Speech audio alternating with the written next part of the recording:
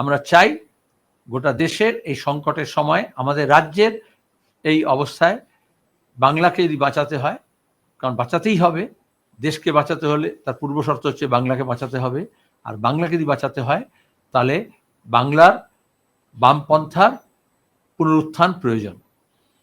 এবং সে কাজে সমস্ত বামপন্থী দল, ব্যক্তি, গোষ্ঠী সবার কাছে আমরা বারবার আবেদন করেছি এবং অনেকেই তারা এগিয়ে এসছেন।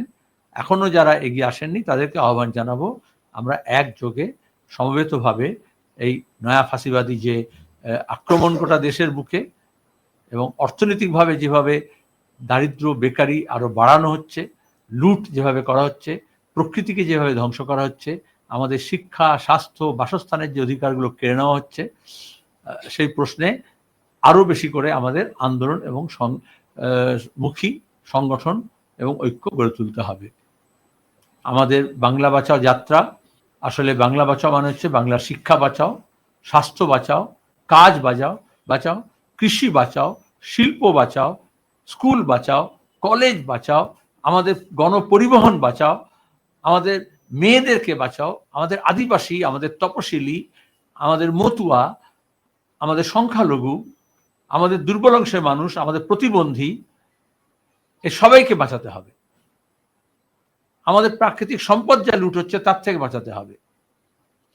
আমরা সেগুলোকে ফোকাস করে সব দিক থেকে প্রচার সংগঠিত শুরু করেছি। আপনারা জানেন 29 তারিখে ইতিমধ্যে ঘোষণা করেছি, 29শে নভেম্বর তুফানগঞ্জ, কোচবিহারে, সেখান থেকে এই বাংলা বাঁচাও যাত্রা শুরু হবে।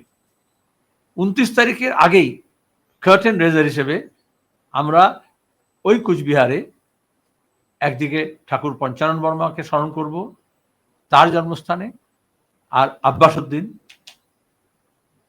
পল্লী কবি, আমাদের ভাটিয়ালি হচ্ছে তোমার গিয়ে ওখানকার যে ভাওয়াইয়া গানের একজন স্রষ্টা এবং শিল্পী, তাকে আমরা স্মরণ করব। এবং তার জন্মস্থানেও 28 তারিখে কর্মসূচি হবে, সেখানে সাংস্কৃতিক কর্মসূচি হবে, পঞ্চানন বর্মার ভিটে ওখানে আমাদের আলোচনা হবে। তারপরে দুপুরবেলা তুফানগঞ্জে সমাবেশের মধ্য দিয়ে আমাদের বাংলা বাঁচাও যাত্রা শুরু হবে।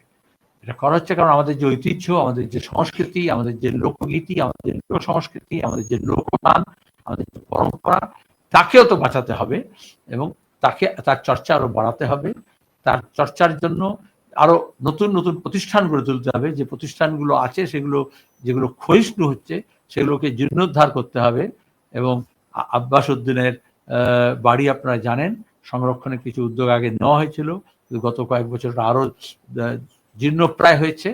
তাকে আমরা সংরক্ষণ করে এবং ভাওয়াইয়া সঙ্গীতের, লোকগান, লোকশিল্পের,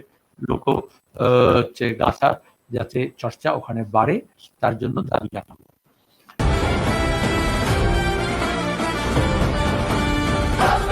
বাংলা লাল